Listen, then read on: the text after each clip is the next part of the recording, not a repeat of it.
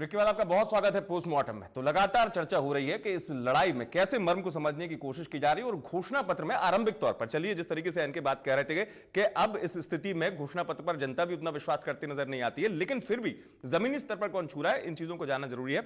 यहां बीजेपी की दूसरी बात मैं जरूर करूंगा उत्तराखंड के संदर्भ में आपसे कि दो फर्क आ रहे हैं। कांग्रेस सीधे जमीनी स्तर पर जाते हुए, चाहे वो खेती की बात हो किसान की, चाहे वो युवाओं की बात हो, इनके साथ दोनों चीजों में हो रहा है। शिक्षा आयोग का भी आप देखिए, आयोग पे जाके शिक्षा आयोग भी गठन हो गया जी। आयोग का बीजेपी की हैबिट में है, आयोग बहुत सारे बनाता है तो ये उसने बनाया है।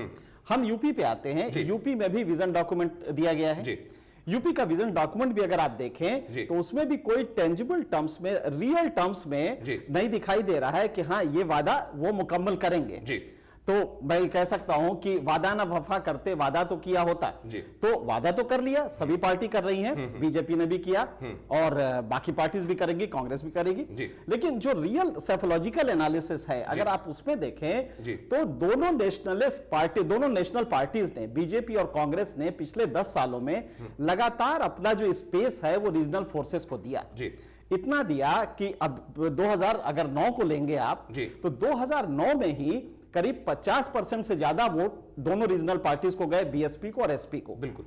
और बाकी दोनों पार्टीज को, जो नेशनल पार्टीज थी, उनको सिर्फ 35% वोट मिले। तो इसका मतलब है कि जो अपना स्पेस है वो ये लोग देते जा रहे हैं। हाँ, इतना जरूर हुआ कि कांग्रेस ने 10% गेन किया। 2007 में इसको सिर्फ 8% वोट मिले थे, 8.5%, और ये 2009 तक आते आते इसने 18%। ये विजन जो है उत्तर प्रदेश में क्या दृष्टिकोण लाता है, पहले वो हम समझने की कोशिश करते हैं। हम लखनऊ चल रहे हैं, हमारे साथ सीधे जुड़ रहे हैं स्टेट हेड हमारे गोविंद पंत राजू। गोविंद जी, बहुत आपसे पहला सवाल मेरा यही है जानने के लिए कि जिस विजन की बात बीजेपी कर रही है उसको किस तरीके से देखा जाए, क्योंकि विजन से पहले जो कुछ बाबूलाल कुशवाहा के तौर पर दृष्टिकोण नजर आया बीजेपी का, वो बहुत कुछ सवाल उठा गया।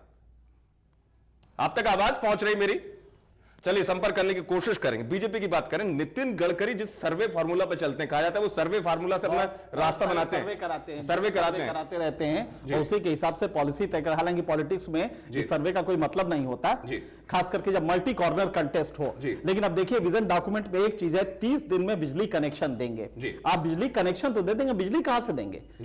एक भी पावर प्लांट पिछले तमाम दशकों से नहीं लगा है, कोई भी इजाफा आपने पावर जनरेशन में नहीं किया है, प्लांट लोड फैक्टर लगातार वही चल रहा है, आपका पीएलएफ कहीं नहीं बढ़ा है। तो कि कहां से आप ये बिजली लाएंगे? 30 दिन में बिजली कनेक्शन देंगे, ये बात आप 5 साल बाद कह रहे हैं, मतलब कि जब इलेक्शन आ रहा तब कह रहे हैं। तो मुझे नहीं लगता है कि 30 दिन में बिजली कनेक्शन का आपके पास कोई ऐसा है, जब आप सरकार में थे, यहां नहीं केंद्र में भी थे, तो कोई बिजली में बहुत बड़ा इजाफा नहीं हुआ है। तो ऐसे में बिजली कनेक्शन का मुझे नहीं लगता है। इसी तरह 10 एकड़ से कम वाले किसानों को फ्री बिजली देंगे। ये फ्री बिजली का इन्होंने आंध्र प्रदेश में किया था, कर्नाटक में कोई बहुत ज्यादा इससे असर नहीं पड़ा। तो मुझे नहीं लगता है कि बीजेपी में स्ट्रेटेजिकली वो जो कटिंग एज एक जमाने में होता था वो आप इस विजन डॉक्यूमेंट के देखने के बाद लगता नहीं है। और वो भी तब जबकि बीजेपी का वोट सपोर्ट बेस लगातार गिरता जा रहा है। जी बिल्कुल, जानने की कोशिश करेंगे। हमारे साथ जुड़ चुके हैं वरिष्ठ सहयोगी गोविंद पंत राजू। गोविंद जी, आपसे पहला सवाल मेरा यही है कि जिस विजन की बात बीजेपी करती नजर आती है वो जमीनी स्तर से बहुत दूर नजर आता है, कैसे देखा जाए इस विजन को?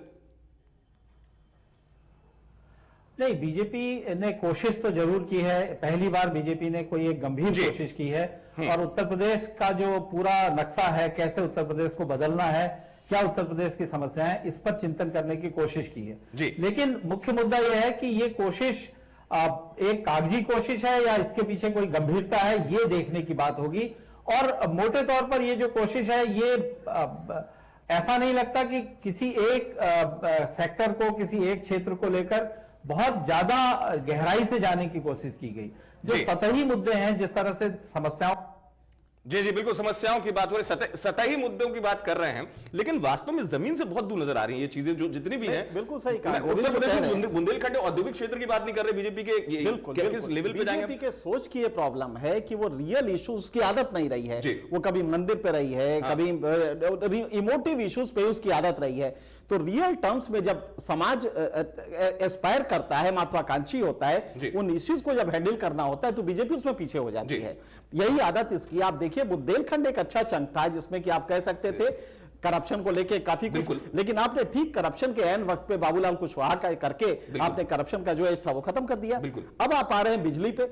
अरे आपके पास कौन सा ऐसा प्लान होगा कि पावर सेक्टर में कम से कम जेस्टेशन पीरियड, एक पावर प्लांट लगाते हैं आप थर्मल का, तो आपको 5 साल लगते हैं बिजली जनरेट करने में। बिल्कुल, हाइडल में भी लगभग इतना ही लगता है। फिर आपके पास कहां स्टेट में पैसा है? तो इसलिए जो इन्होंने विजन डॉक्यूमेंट दिया है, मुझे नहीं लगता है कि ये मासेस को कन्विंस करेगा, वो भी उस टाइम में जबकि इनका अपना सपोर्ट बेस लगातार गिरता जा रहा है।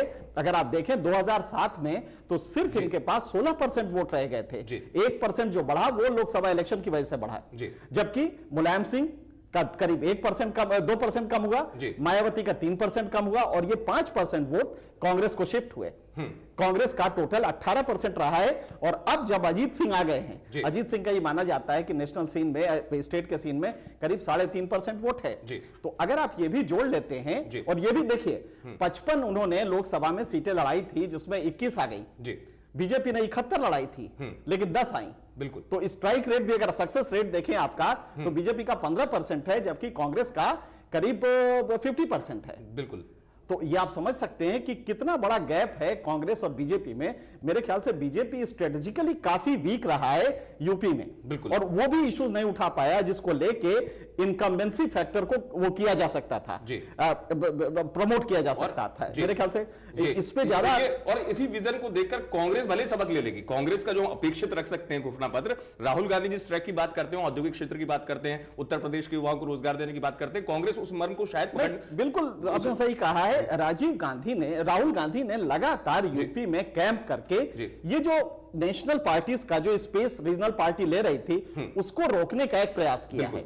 यूथ के साथ दलित की तरफ जाना, ये सारे जो प्रयास हुए हैं इसने एक पॉजिटिव असर दिया है। हम जानने की कोशिश करेंगे उत्तर प्रदेश के लिहाज से। गोविंद पंत राजू हमारे साथ जुड़ चुके हैं, हमारे सहयोगी।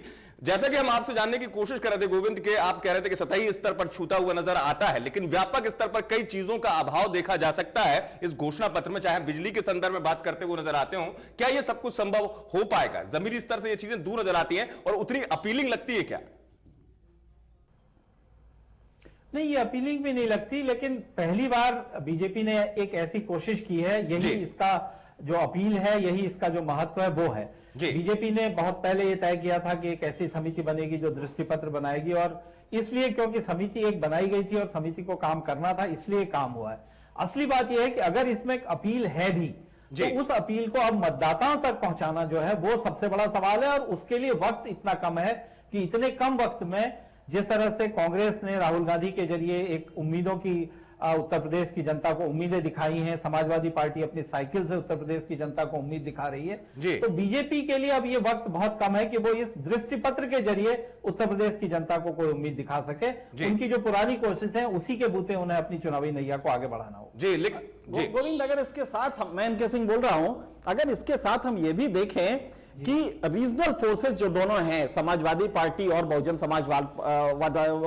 समाज पार्टी, इन दोनों में वो प्लसेस क्या हैं जो कि जनता को नजदीक कर सकते हैं?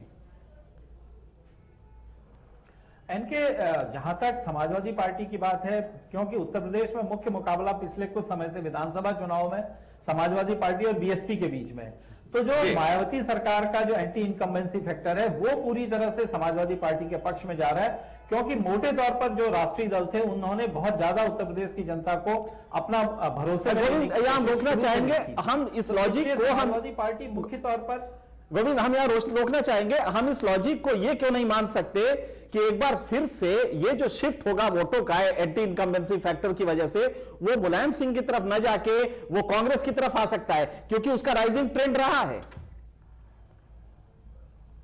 नहीं, जा सकता है, निश्चित तौर पर जा सकता है, और कांग्रेस का दावा भी यही है। लेकिन जो जमीनी सच्चाई है उसमें एक थोड़ा सा फर्क यह है कि समाजवादी पार्टी का जमीनी स्तर पर जो काम है वो कांग्रेस की तुलना में ज्यादा है। कांग्रेस का जो काम है उसमें राहुल गांधी आ जाते हैं तो एक चमत्कार का भाव आ जाता है, उसकी वजह से पूरे कार्यकर्ताओं में उत्साह आ जाता है। कोशिश उनकी है, कांग्रेस को जो उत्साह है वो इस बात से है कि वो जीतते हुए दिखाई दे रहे हैं, लेकिन जो समाजवादी पार्टी है उसने बहुत मेहनत की है लोगों के बीच में जाकर। तो इसलिए जो ये संतुलन है, ये हालांकि इसका आखिरी फैसला मतदाता को करना है। बिल्कुल। और उत्तर प्रदेश का मतदाता इस बार पिछली बारों की तुलना में ज्यादा जागरूक है, ज्यादा मैच्योर हुआ है। बिल्कुल सही, कई मुख्य दावेदार जरूर है। जी बिल्कुल बिल्कुल, मतदाता भी जागरूक जा रहा है। धन्यवाद हमारे साथ जुड़ने के लिए। लेकिन बहुत संक्षेप में मैं आपसे जानना चाहूंगा, मतदाता जागरूक है तो वो घोषणा पत्र को भी उसी जागृति के साथ देखेगा, मतलब उसी जागरूकता से। और तब वो गालिब का शेर मुझे याद आता है, तुम उनके वादे का जिक्र क्यों करो गालिब, तुम उनके वादे का जिक्र क्यों करो गालिब, ये क्या कि तुम कहा कि और वो कहें कि याद नहीं। जी जी, तो ऐसा ना हो कि फिर याद नहीं, इसी भाव से मतदाता देख रहा है कि तुमको बाद में तो याद आएगा नहीं। जी जी जी बिल्कुल। तो इसलिए वो इन घोषणा पत्रों से बहुत ज्यादा मुतासिर होगा, ऐसा मुझे नहीं लगता। ऐसा नहीं लगता। चलिए बहुत बहुत धन्यवाद खास चर्चा में हमारे साथ जुड़ने के लिए। लेकिन वादे तो वादे होते हैं, लेकिन मतदाता बहुत कुछ याद रखता है। पोस्टमार्टम में आज इतना है।